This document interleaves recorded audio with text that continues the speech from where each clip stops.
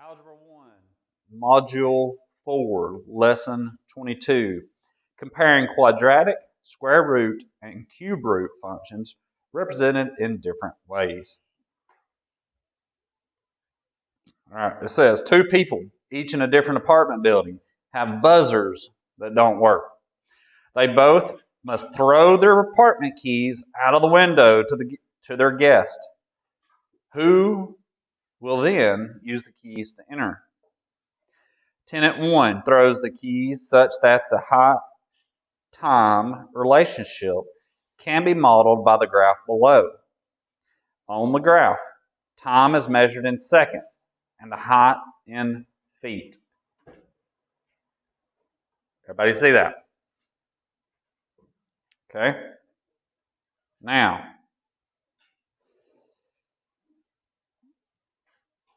on page 2, it says, Tenant 2 throws the keys such that the relationship between the height of the keys in feet and the time that it has passed in seconds can be modeled by h of t is equal to a negative 16t squared plus 18t plus 9. A, whose window is higher? And explain how you know. Can anybody tell me whose window is higher? Cat.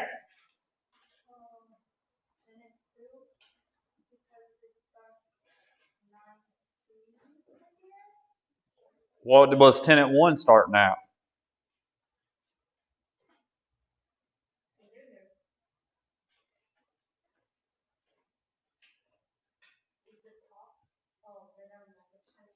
Yeah, if you look at the top here, this would be the top of their building, right? Or wherever their apartment is. It's at 15.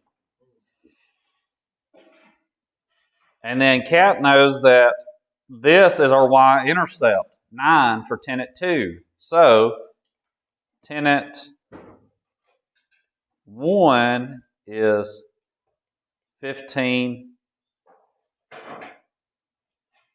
feet, and tenant 2 is 9 feet. So basically, they're not that high up in their apartment buildings, apparently. How about you just walk downstairs and unlock the door? Okay? B says, compare the motion of tenant 1's keys to that of tenant 2. And what it means by their keys, the motion would be that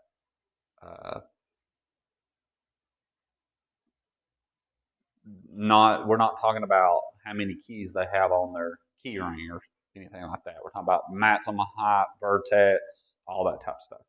Okay? So, what we would do is take the equation for tenant 2 and we're going to solve for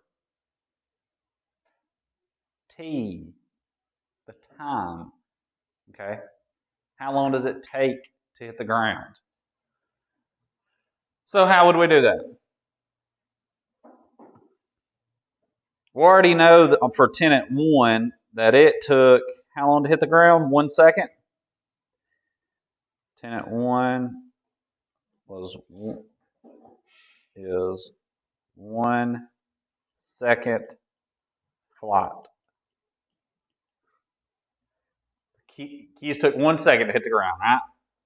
Now, let's look and see what it's going to be for tenant 2.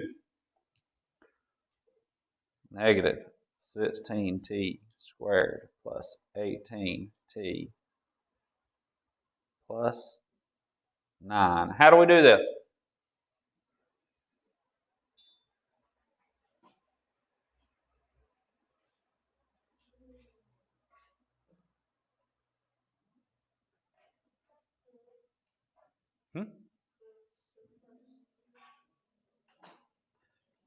First thing I'm going to do probably is divide by negative 16. I'm going to get a common, I want to get that leading coefficient to be nothing, 1, right? So if I divide everything by negative 16, I get t squared minus 18 over 16t minus 9 over 16. Now what are we going to do?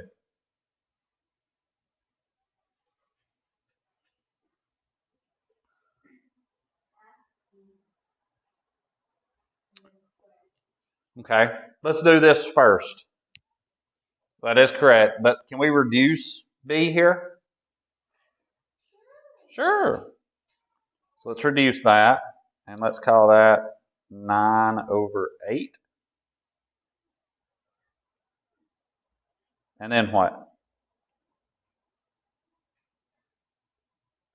Half it and square it, right? T squared, what?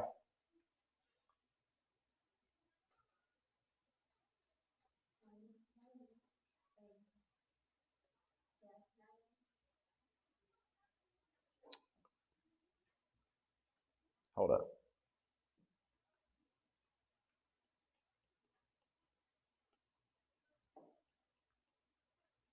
Now, because we factored it out. We factored a negative 16 out, right? So we move it to the front. Now, we have t squared, what, Cap?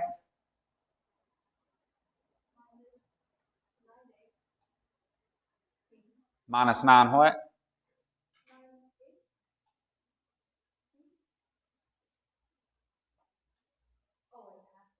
Half it, 9/16. What?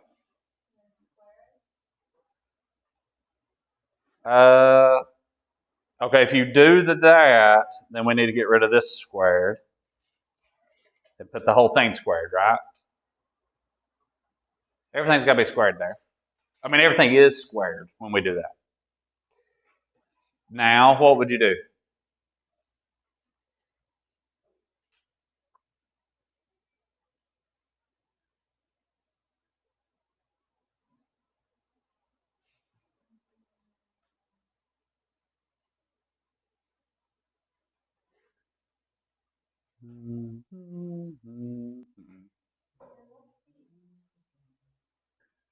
This was C.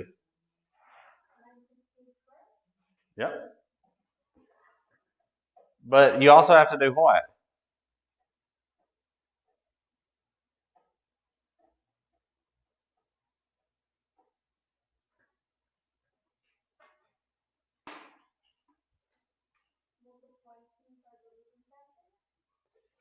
Multiply C by the leading factor, which makes that what? Yep, it does make it something. Makes it plus 16 times 9/16 squared. All right, what else are we missing now?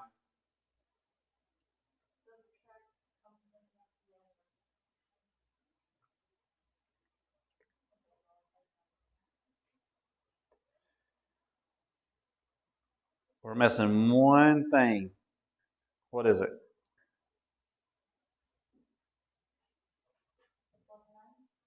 Plus 9. Why did you do plus 9?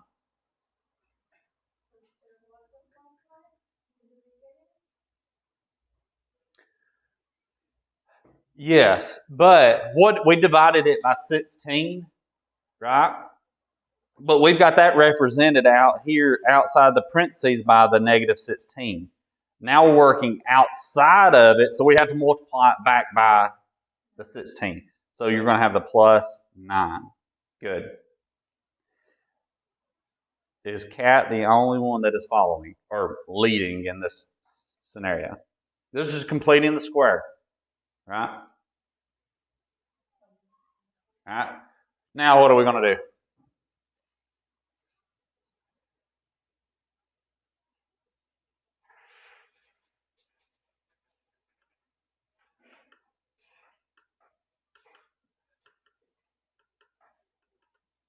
We can do this, can't we? Okay. So we're going to have negative 16t minus 9 over 16 squared plus a bunch of somethings at least. So let's do 9 divided by 16 squared times 16 plus 9. So that's going to be about 14.06.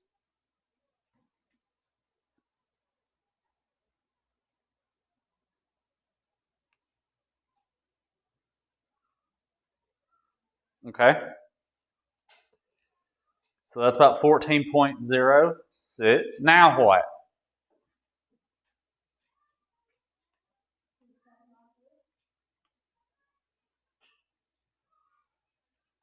Say it again.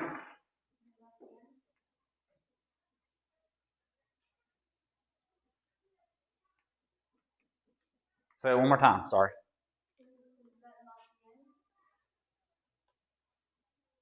No.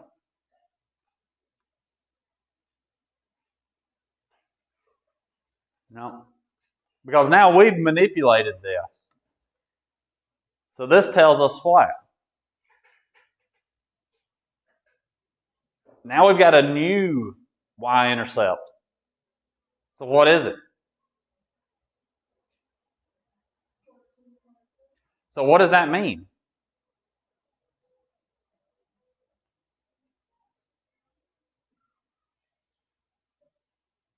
The first y-intercept told us that we started at 9 feet. If we have a new y-intercept of 14.06, what's happened?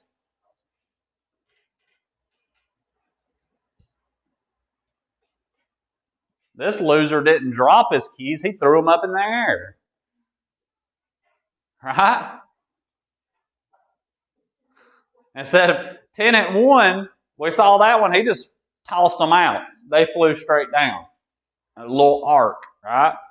Well, 10 at 2 standing 9 feet above the ground, and he throws them up in the air up to a point of 14.6 or 14.06 feet. Such a Michael thing to do, right? We want the keys to go to the ground, and we're going to throw it up. You see that? So that's what's happened here? Okay. So now that we did that, let's see here. What else do we need to do? What did they do?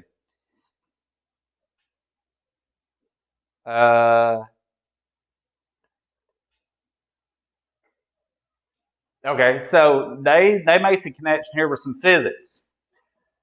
10 at 1, if you just toss them out the window, they call that zero initial velocity. Right? Because I'm just basically dropping them out. I'm just having to get them out the window and they fall out. But with the 10 at 2, we're going to have some type of velocity, right? Initial velocity. Because I'm defying gravity and throwing it up in the air, right? Ask Michael. Why would you do that? So let's look at now, see, in the context of, let's do C over here. In the context, what would a sensible domain of these functions be? What is the domain? The x, okay. So, let's go to 10 at 1, go back to the graph on page 1.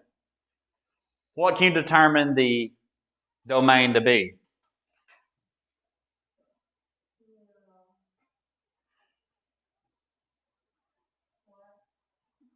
0 to what?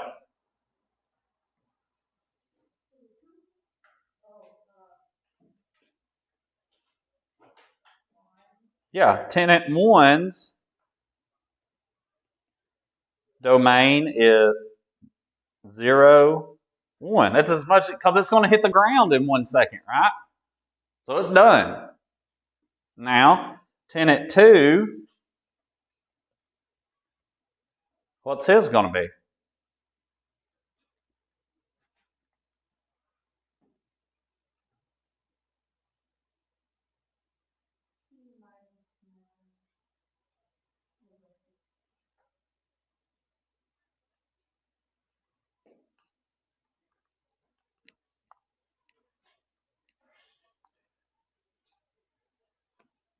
Nine over 16.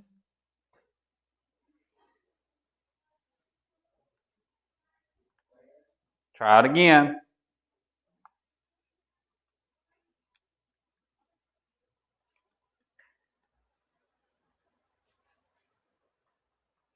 What are you solving for in that, Cap? What are you doing? How did you get that? Where did you come up with that?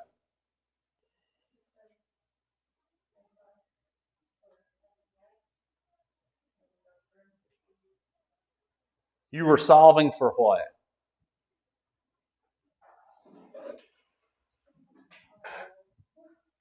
You're solving for what? T, right? You were solving for T. So when all of this is equal to 0, right? So if we did that, what would we get?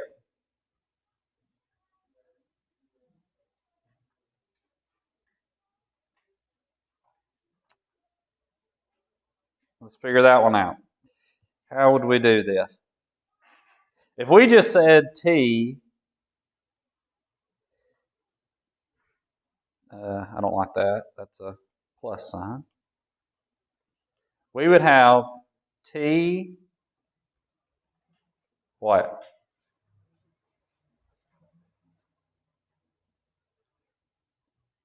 Plus, what?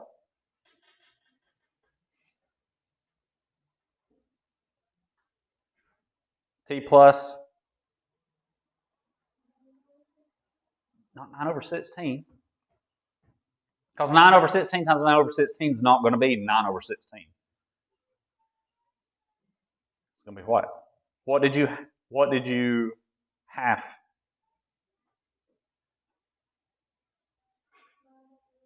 9 over 8. 9 over 8. 9 over 8.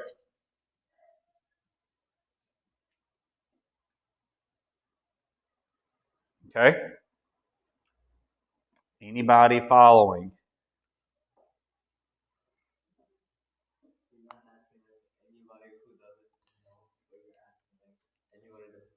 Yeah, because I mean, I can tell we're all struggling right now.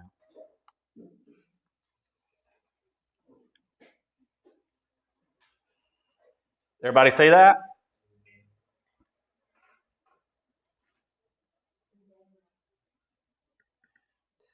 Does this give us a 0?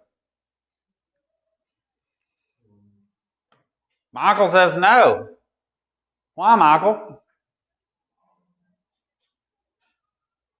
Because we're setting those equal to 0, and that makes these terms right here, 0.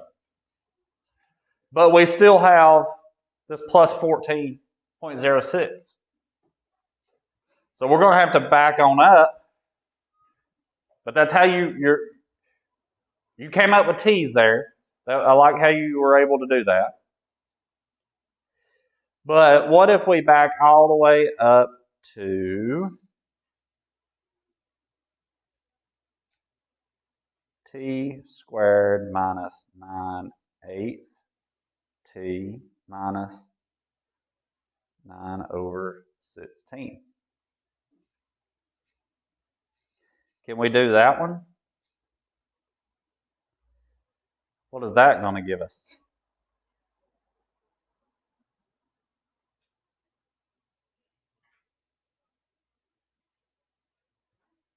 T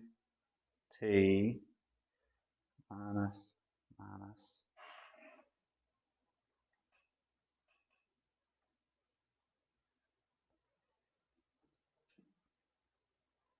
Does 4.58 and that doesn't give us 9/16. How are we going to do that?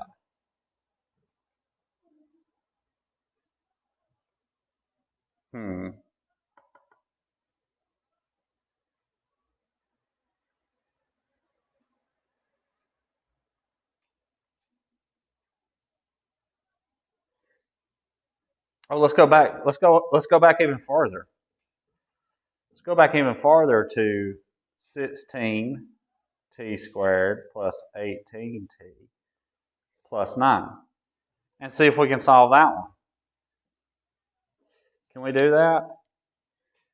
Let's make this 4, this -4, and that's t, and let's do plus, plus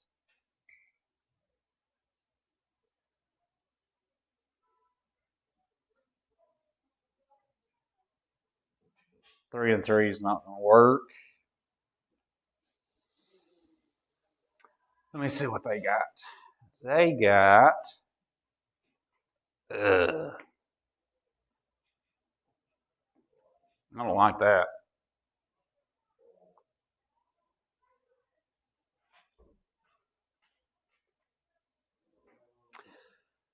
The reason it's got, because it's like, here's their numbers.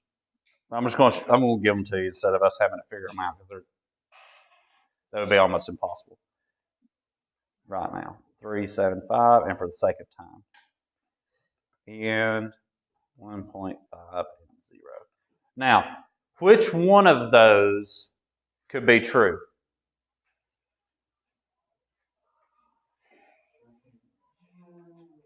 Okay, but would it be 1.5 to 0? We would rewrite that as 0 to 1.5, right?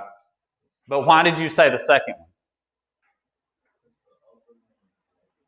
Can't be a negative time, can it? He's not going to throw it into past time. Okay, so that's it. That was a tricky one.